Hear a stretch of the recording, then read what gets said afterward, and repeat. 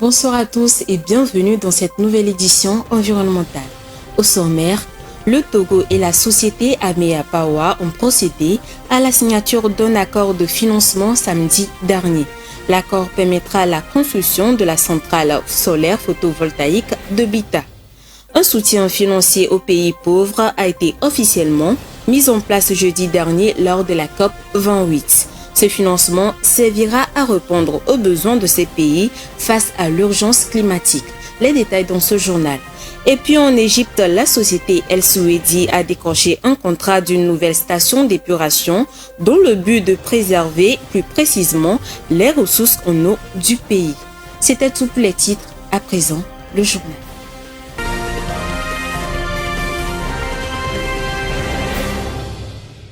Le président de la République togolaise, son Excellence Faure Esozimna Gnassingbé, est depuis le mercredi 29 novembre dernier aux Émirats Arabes Unis, où il participe à la 28e conférence climatique.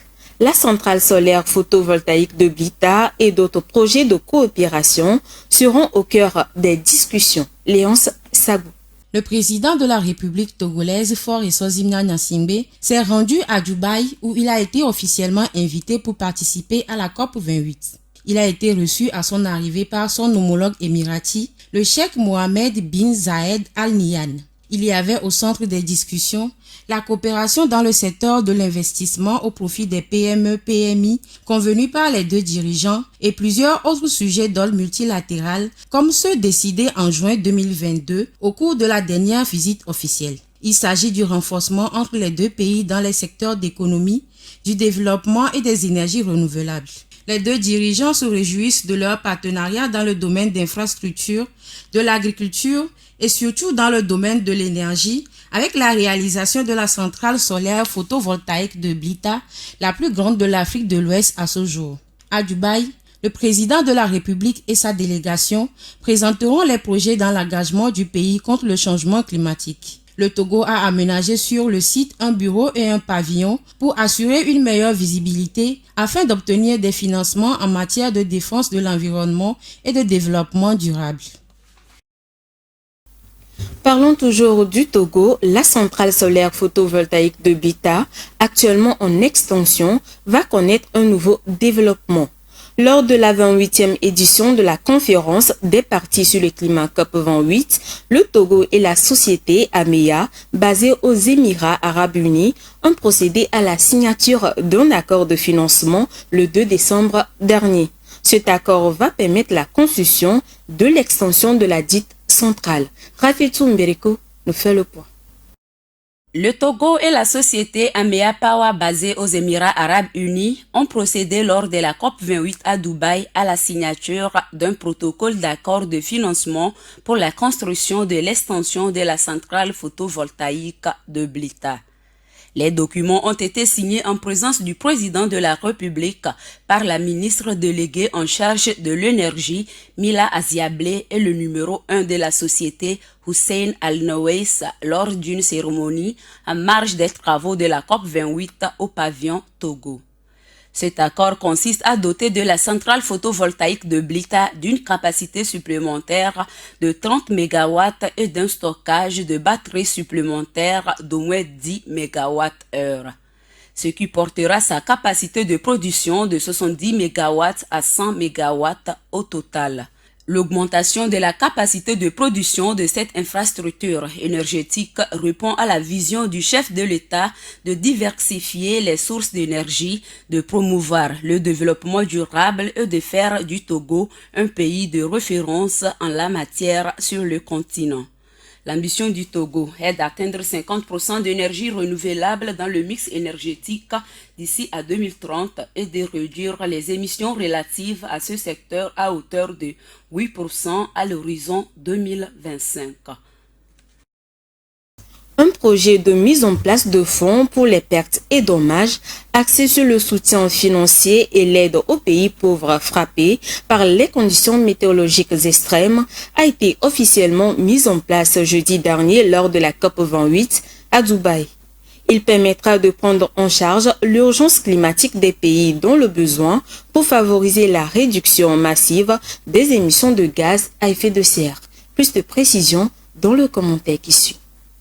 La conférence de l'Organisation des Nations Unies sur le changement climatique a rendu opérationnel le jeudi 30 novembre un fonds destiné à soutenir les pays particulièrement vulnérables dans leurs efforts pour faire face aux pertes et dommages causés par les phénomènes météorologiques. Il s'agit d'engagements financiers à l'égard du fonds d'environ 30 milliards de dollars mis à contribution par les Émirats arabes unis et d'autres pays. Le fonds pour les pertes et dommages est une demande de longue date des pays en développement qui doivent faire face au coût des dévastations. Sur un besoin de 580 milliards de dollars par an pour amoindrir les effets du changement climatique, l'Union européenne s'est engagée à verser 245,39 millions de dollars au fonds pertes et dommages. Une participation jugée insignifiante au regard des 27 États qui la composent et dont la responsabilité dans le réchauffement climatique est bien approuvée. Selon Jérôme Koumba, expert en environnement, les négociations sur les questions de financement climatique pourront aboutir à des résultats mutuellement avantageux pour les parties que si l'on a un accord juridiquement contraignant, comme nous l'avions lors de la COP 26 et 27, car aujourd'hui, les pays industrialisés peuvent considérer que même s'ils ne versent pas les sommes attendues, ils ne risquent rien. Pour rappel, la précédente COP 27, tenue les 7 et 8 novembre 2022 en Égypte, avait vu des progrès en matière d'adaptation. Des promesses et dons d'un montant total de plus de 230 millions de dollars ont été faites en vue d'aider les communautés vulnérables à s'adapter au changement climatique grâce à des solutions d'adaptation concrètes. Le ciel de Dubaï a été bouché par une pollution d'air dimanche dernier. Alors que la grande conférence sur le climat bat son plan et la question de la santé se trouvait sur la table des échanges, l'indice de la qualité de l'air de la ville émirati a dépassé le seuil de la protection de la santé. Qu'est-ce qui explique cela? Viva Samana nous donne plus de précisions dans ce récit. Alors que la journée du dimanche était consacrée à la santé à la 28e conférence des parties sur le climat, les participants n'ont pas eu besoin d'aller loin pour trouver un exemple des effets de la pollution. Le ciel de Dubaï est bouché par la pollution. Sa brillante ligne d'horizon de gratte-ciel est obscurcie par une couche de brouillard. L'indice de qualité de l'air a atteint 155 microgrammes par mètre cube de pollution. Ces particules fines sont les plus nocives car elles peuvent pénétrer dans la circulation sanguine selon l'outil de suivi de la pollution en temps réel World Attribution Quality Index. Cette situation se justifie par la présence des infrastructures polluantes à 2 pas de la COP28. La grande messe du climat organisée par l'un des plus grands producteurs de pétrole au monde se déroule à environ 11 km du complexe énergétique et de dessalement d'eau de mer de Jebel Ali qui abrite la plus grande centrale électrique au gaz au monde. 2 autres infrastructures polluantes sont également à proximité. Il s'agit du port de Jebel Ali et de l'aéroport international Al Maktoum. Également à 200 km à l'ouest se trouve le champ pétrolifère d'Abu Dhabi. Le dimanche est une journée consacrée à la santé à la COP28 où les discussions portent notamment sur la qualité de l'air et les effets néfastes du changement climatique sur la santé.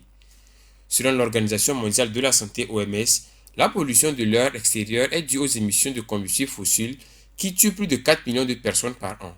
Elle accroît le risque de maladies respiratoires, d'accidents vasculaires cérébraux, des maladies cardiaques, de cancer du poumon, de diabète et d'autres maladies. Les dommages sont en partie causés par les microparticules PM2,5 qui proviennent principalement des combustibles fossiles brûlés dans les transports et dans l'industrie.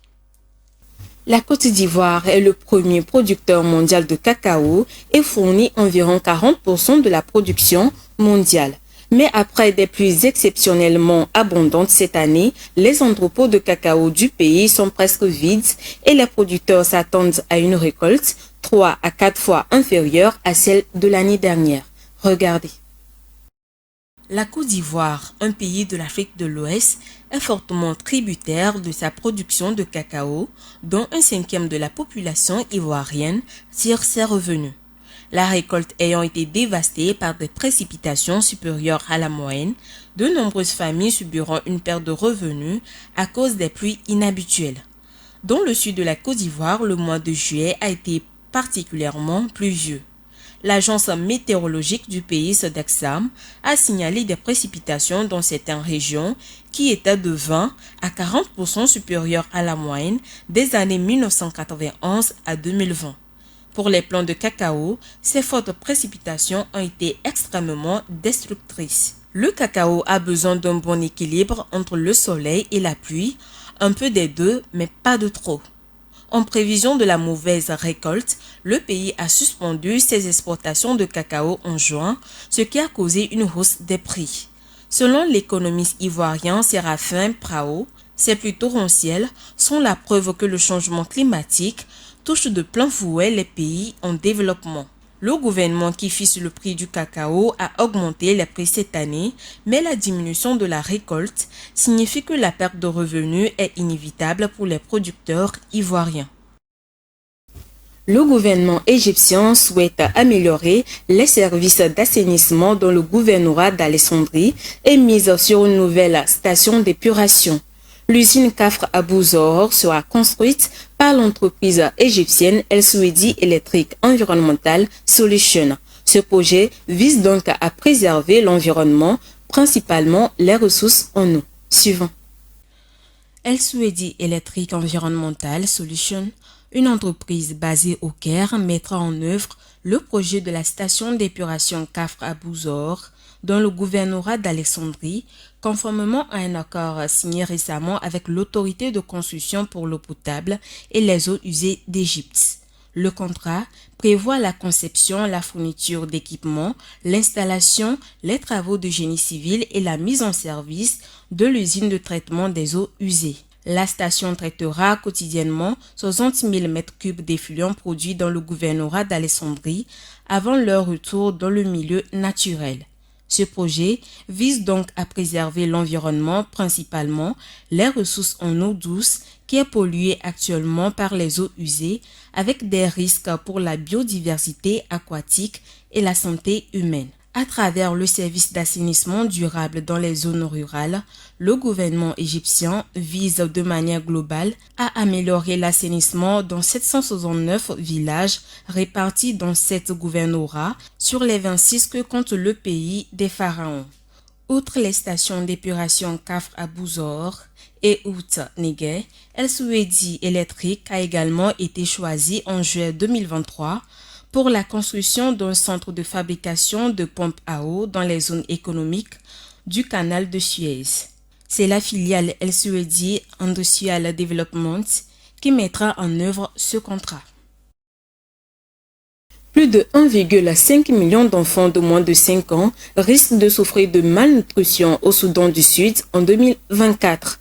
Les principales raisons sont les effets des inondations, a prévenu le Programme alimentaire mondial des Nations Unies. Léonce Sagou. Le pays le plus jeune au monde, le Soudan du Sud, est en proie à une instabilité chronique politico-ethnique depuis qu'il a obtenu son indépendance en 2011. Ce pays d'environ 11 millions d'habitants est également confronté à des phénomènes climatiques extrêmes, notamment des inondations majeures aux effets dévastateurs pour des millions de personnes dont le risque de malnutrition. Nous assistons à une augmentation extrêmement inquiétante de malnutrition en raison des inondations et de la surpopulation qu'elles provoquent, a déclaré Mary-Hélène McGorty, directrice du Programme alimentaire mondial PAM au Soudan du Sud. Elle précise que les enfants sont ceux qui souffrent le plus car plus d'1,6 million d'enfants de moins de 5 ans devraient souffrir de malnutrition en 2024. Ce communiqué fait référence à la situation de la comté de Rubkona au nord où les eaux ont submergé des vastes territoires, obligeant des communautés entières à vivre sur de petites îles depuis 2021. Face à cela, le coût des denrées alimentaires de base a augmenté de plus de 12 millions d'euros depuis avril. Toujours selon la directrice du PAM, cette situation est une réalité de la vie en première ligne de la crise climatique. Cette crise a été exacerbée par l'afflux de certains milliers de Sud-Soudanais fuyant la guerre au Soudan et qui se retrouvent dans une situation d'urgence alimentaire. Il est à souligner que le Fonds des Nations Unies pour l'enfance UNICEF, en mai dernier, a estimé que la malnutrition menacerait 1,4 million d'enfants d'ici la fin de l'année. Depuis plusieurs mois, l'approvisionnement en eau potable est perturbé à Moroni, la capitale des îles Comores. Deux raisons principales sont évoquées pour justifier cette situation. Il s'agit de la vétusté du réseau de distribution de la Société nationale d'exploitation et de distribution des eaux des Comores et de l'anivrisme des vendeurs ambulants d'eau. Alessandra Adekambi nous en dit plus dans ce commentaire. La place Badjanani, près de la mosquée de Moroni, la capitale des Comores, a été transformée en lieu de rassemblement le temps de quelques heures. Bouteille vide en main, les Moronais se sont levés comme un seul homme pour dénoncer la situation de stress dans laquelle ils se trouvent depuis plusieurs mois à cause de l'instabilité du réseau de distribution d'eau potable. Les plus impactées, les femmes, elles ont pris la parole pour raconter l'impact de ces pénuries d'eau sur leur activité quotidienne entre cuisine, lessive, vaisselle et chitira. Le ralentissement des activités économiques fait également partie des conséquences de ces pénuries d'eau.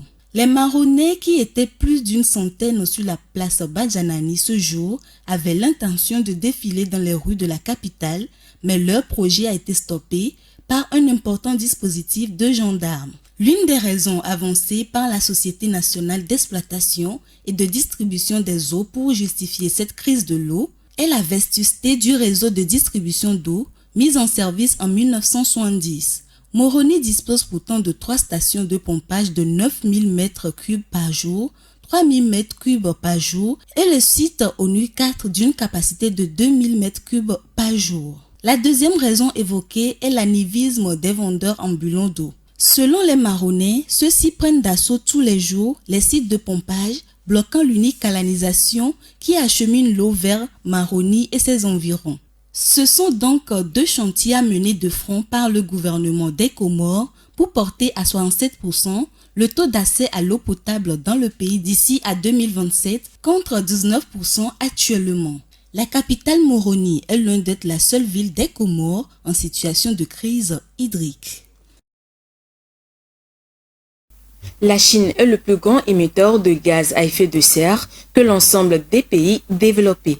En 2021, le pays a émis 14,3 milliards de tonnes, équivalent de CO2, selon les données de l'Institut de recherche de Potsdam sur les effets du changement climatique. Un chiffre qui fait de la Chine le premier émetteur mondial actuel. Rafietou Berekou. 14,3 milliards de tonnes équivalent CO2 a émis la Chine en 2021 selon les données de l'Institut de recherche de Potsdam sur les effets du changement climatique à travers l'outil Climate Watch. Un chiffre qui fait de la Chine le premier émetteur mondial actuel. En prenant en compte les émissions cumulées des pays à travers le temps, la Chine arrive deuxième derrière les États-Unis. Il n'y a pas de scénario plausible qui limite le réchauffement climatique à 1,5 degré Celsius par rapport à l'ère pré-industrielle sans la Chine, a affirmé pragmatiquement l'Agence internationale de l'énergie. La provenance des émissions de la Chine est connue. Le charbon est la source de la moitié des émissions de CO2 de la Chine, qui génère grâce à lui 60% de son électricité selon l'Agence internationale de l'énergie. L'industrie est aussi responsable de 36% des émissions de CO2, tandis que les transports y contribuent à hauteur de 8% et la construction 5%. La Chine a installé de nouvelles capacités d'énergie renouvelable à un rythme record, notamment solaire, mais elles n'ont jusqu'ici fait que répondre à la demande croissante d'électricité.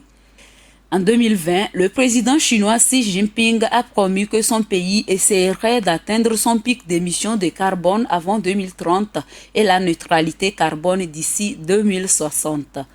L'année suivante, il s'est engagé à mettre un terme au financement et à la construction des nouvelles centrales à charbon à l'étranger et a annoncé un plan quinquennal avec de nouveaux objectifs. L'année 2024 pourrait être celle du basculement selon une étude du site Carbon Brief. L'augmentation des capacités installées et le rebond prévu pour la production hydroélectrique devraient faire baisser la production d'électricité à partir de combustibles fossiles et les émissions de CO2 de la Chine à partir de 2024. La Chine s'est ainsi engagée à réduire ses émissions rapportées à son produit intérieur brut de 65% par rapport à 2005 et à atteindre plus de 1200 gigawatts de capacité installée pour produire de l'énergie solaire ou éolienne d'ici 2030. Le programme des Nations Unies pour l'environnement a indiqué en novembre que la Chine atteindrait probablement ses objectifs, notant plus que de la moitié des capacités de production d'électricité provient désormais de sources non fossiles. Cet objectif a été atteint avant la date fixée initialement et cette part doit encore augmenter. Malgré les promesses du président chinois concernant le charbon, la Chine s'est montrée réticente à toute formule évoquant une sortie ou même une réduction des énergies fossiles, une question qui agite chaque ronde des négociations climatiques. C'est la fin de cette édition environnementale. Merci de l'avoir suivi. Merci à vous qui nous suivez depuis Sobosito. Restez sur Green TV International, l'information continue. Prenez soin de vous et surtout de l'environnement.